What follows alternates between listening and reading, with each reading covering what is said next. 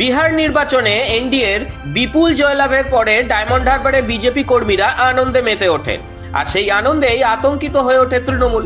অভিযোগ, এরপরই হামলা চালায় তৃণমূল এবং আক্রান্ত হন বিজেপি কর্মীরা। এই বিজেপি কর্মীদের সঙ্গে দেখা করতে এসে অভিষেক বন্দ্যোপাধ্যায়ের ঘনিষ্ঠ জাহাঙ্গীর খানকে হুঁশিয়ারি দিলেন বিজেপি সাংসদ তথা কেন্দ্রীয় প্রতিমন্ত্রী সুকান্ত মজুমদার। সুকান্ত মজুমদার বলেন তিনি আবার এখানে আসবেন এবং এখানে বাইক র্যালি করবেন, ক্ষমতা থাকলে জাহাঙ্গীর তাকে আটকে দেখাক। আমার জেলা প্রেসিডেন্টকে এবং অন্যান্য নেতৃত্বকে যে আমি ফলতাতে যাব এবং বাইক র্যালি করব। আমি দেখতে চাই জাহাঙ্গীরের কত দম আছে আমার গায়ে আঘাত করার, ক্ষমতা থাকলে আঘাত করে দেখাক। জাহাঙ্গীরকে একদম হুমায়ুনের কাছে পাঠিয়ে দেবো। প্রসঙ্গত, বিহারে এনডিএর জয় পাওয়ার পর ডায়মন্ড হারবার 2 নম্বর ব্লকে সরিষা এলাকায় আনন্দে মেতে ওঠেন বিজেপি কর্মীরা, আর তখনই হামলা চালায় জাহাঙ্গীরের বাহিনী।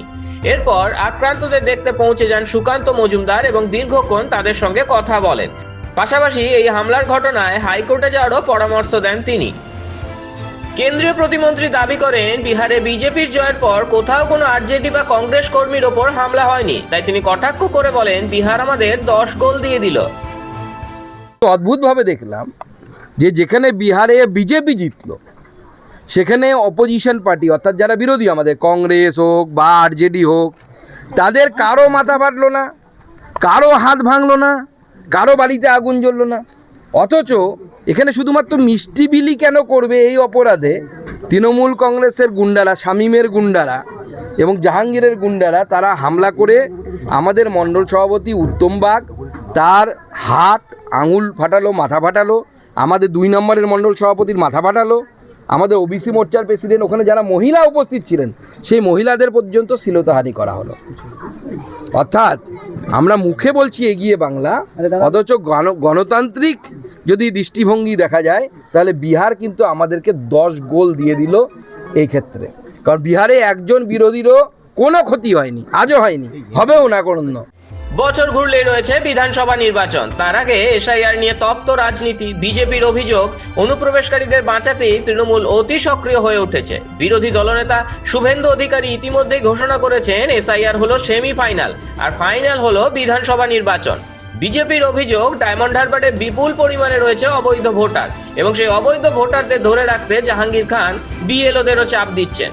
বিহার জয়ের পরে বিজেপি কর্মীদের আত্মবিশ্বাস আরো বেড়ে গেছে বলেই মনে করছে রাজনৈতিক মহলের একাংশ।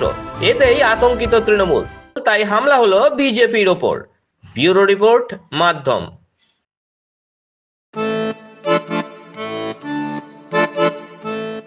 भारत की आत्मा बसती है गांवों में और इन गांवों की शान है हमारा जनजातीय समाज। प्रधानमंत्री श्री नरेंद्र मोदी जी और मुख्यमंत्री श्री मोहन यादव जी के नेतृत्व में मध्य प्रदेश सरकार ने लिया है संकल्प, सबका साथ, सबका विकास और सबका विश्वास। धरती आबा जनजातीय ग्राम उत्कर्ष अभियान ने जनजातीय अंचलों में विकास की गंगा बहाई है। प्रधानमंत्री जनमन योजना अंतर्गत ग्रामीण आवास, सड़कें, शिक्षा और बिजली सब कुछ तेजी से पहुंच रहा है गांव-गांव। 21 जिलों में 66 मोबाइल मेडिकल यूनिट से स्वास्थ्य सेवाएं अब पहुंच रही हैं दूरस्थ अंचलों तक। जनजातीय मेहनतकश भाइयों बहनों को मिला है उनके श्रम का उचित सम्मान। 30 लाख तेंदुपत्ता संग्राहकों को 115 करोड़ रुपए की बोनस राशि और मानदेय 3000 से बढ़ाकर 4000 रुपए प्रति बोरा। ये है गरीब कल्याण और सम्मानजनक जीवन की नई दिशा। नए भारत का सपना तभी पूरा होगा जब युवा सशक्त होंगे। इसलिए UPSC, PSC, GATE, NEET, JEE और क्लैट जैसी प्रतियोगी परीक्षाओं के लिए दी जा रही है निशुल्क कोचिंग। आकांक्षा योजना और विदेश अध्ययन छात्रवृत्ति ने हजारों सपनों को दिया है नई उड़ान। प्रदेश में स्थापित 126 वनधन केंद्रों से 30,000 से अधिक जनजातीय युवाओं को मिला है रोजगार।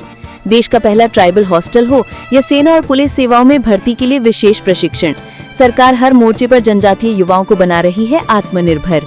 माननीय प्रधानमंत्री नरेंद्र मोदी जी के आदिवासी गौरव के संकल्प और मुख्यमंत्री मोहन यादव जी के अथक प्रयासों से आज मध्य प्रदेश का जनजातीय समाज शिक्षा, स्वास्थ्य, रोजगार और सांस्कृतिक संरक्षण हर क्षेत्र में आगे बढ़ रहा है।